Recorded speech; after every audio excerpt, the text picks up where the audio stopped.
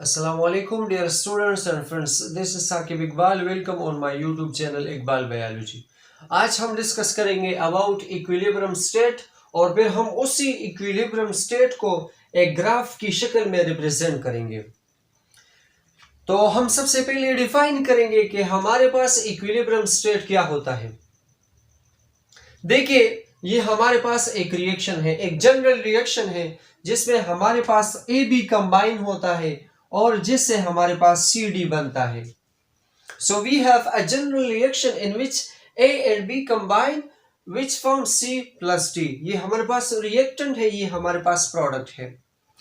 सो अगर आप ये इसको देखें तो ये हमारे पास एक इनिशियल स्टेज में इस रिएक्टेंट की कंसंट्रेशन ज्यादा होती है। मैं आपको मिसाल देता हूं। यहाँ पर हमारे पास रिएक्टेंट में लेट सपोज 10 मॉलिक्यूल है। ये एक मॉलिक्यूल, ये दूसरा, ये तीसरा, ये फोर्थ वन, ये हमारे पास फिफ्थ वन और ये हमारे पास sixth one. So let suppose general बातें मैं आपको बता रहा हूं। यहाँ पर रिएक्टेंट पे हमारे पास 6 मॉलिक्यूल है।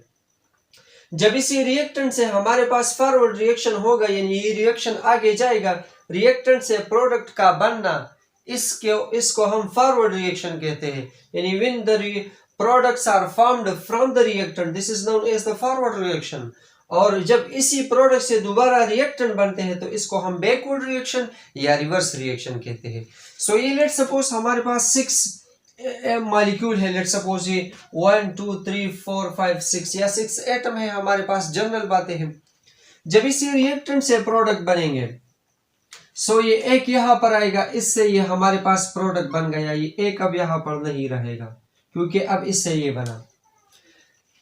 जब इससे ये दूसरा भी आएगा तो हमारे पास ये भी यहाँ से मिट जाएगा। तो हमारे पास रिएक्टेंट आहिस्ता आहिस्ता कम होते जाते हैं और प्रोडक्ट हमारे पास आहिस्ता आहिस्ता ज्यादा होते जाते हैं। जब इससे और ज्यादा ये रिएक्शन और होगा फॉरवर्ड रिएक्शन, तो मजीद ये तीसरा भी यहाँ पर बनेगा। सो अब ये भी हमारे पास यहाँ पर नहीं रहेगा। तो कहने का मतलब ये है कि हमारे पास स्टार्ट में रिएक्टेंट की कंसंट्रेशन ज्यादा थी, प्रोडक्ट की कंसंट्रेशन 0 थी, यहाँ पर एक भी नहीं था। सो लेकिन वक्त गुजरने के साथ साथ ये रिएक्टेंट हमारे पास कम होते गए और प्रोडक्ट हमारे पास आहिस्ता आहिस्ता इंक्रीज होते गए, ज्यादा होते गए। और एक स्टेज हमारे पास ऐसा पहुंचा जिसमें हमारे पास इसी प्रोडक्ट और रिएक्टेंट की कंसंट्रेशन इक्वल हुई। यहाँ पर 1 2 3 मॉलिक्यूल यहाँ पर लेट सपोज, या 3 एटम्स यहाँ पर, या 3 मोल्स यहाँ पर, और 1 2 3 यहाँ पर।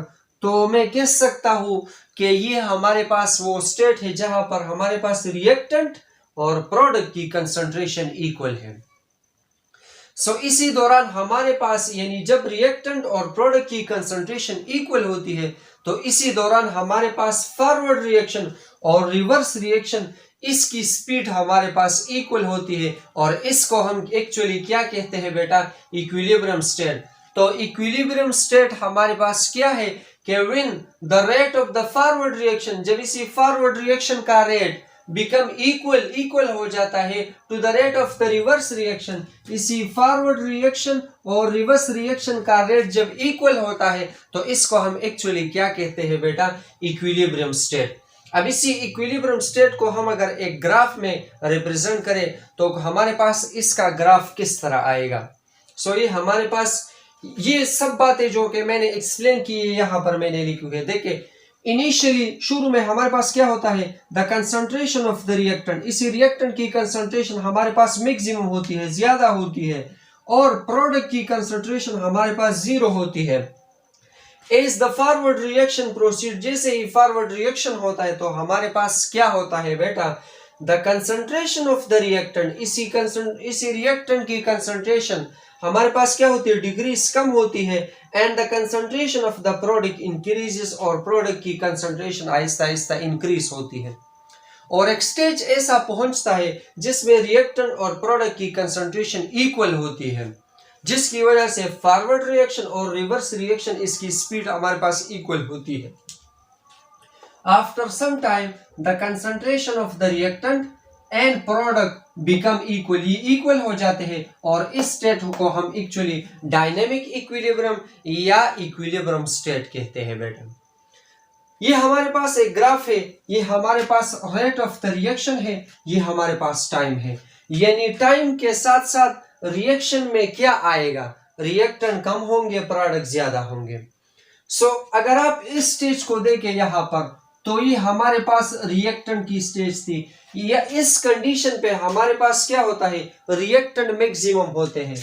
यहाँ पर हमारे पास रिएक्टेंट सबसे ज्यादा होते हैं, मैक्सिमम होते हैं, जिस तरह यहाँ पर रिएक्टेंट सबसे ज्यादा थे और प्रोडक्ट सब यहाँ पर हमारे पास इनिशियल स्टार्ट में जीरो थे, तो यहाँ पर हमारे पास प्रोडक्ट जीरो होंगे। इस कंडीशन पे हमारे पास प्रोडक्ट क्या होंगे, जीरो होंगे, प्रोडक्ट हमारे पास जीरो होंगे और इस कंडीशन पे हमारे पास क्या होंगे, रिएक्टेंट हमारे पास मैक्सिमम होंगे, मैक्सिमम होंगे हमारे पास रिएक्टेंट मैक्सिमम होंगे। लेकिन वक्त गुजरने के साथ साथ ये फॉरवर्ड रिएक्शन जब होगा, ये फॉरवर्ड रिएक्शन जब होगा तो यहाँ पर रिएक्टेंट की कंसंट्रेशन कम होती थी ना, यहाँ पर ये ग्राफ यानी ये रिएक्टेंट आहिस्ता आहिस्ता कम होते जाएंगे और जैसे ही ये रिएक्टेंट कम होंगे तो हमारे पास यहाँ पर प्रोडक्ट ज्यादा होता था, तो यहाँ पर प्रोडक्ट ज्यादा होंगे तो इसका ये ग्राफ ऊपर जाएगा, ये कम होते हैं तो ग्राफ नीचे आएगा, ये ज्यादा होते हैं तो ग्राफ ऊपर आएगा और एक स्टेज आएगा जो हमारे पास फॉरवर्ड रिएक्शन है और रिवर्सिबल रिएक्शन है, इसकी स्टेट हमारे पास इक्वल होगी और this equal state is actually known as the equilibrium states. तो ये हमारे पास ग्राफ था कि किस तरह हम इक्विलिब्रियम स्टेट को ग्राफिकली रिप्रेजेंट करते हैं, इक्विलिब्रियम स्टेट हमारे पास क्या होता है। So that's all about the today lecture. Okay, thanks a lot.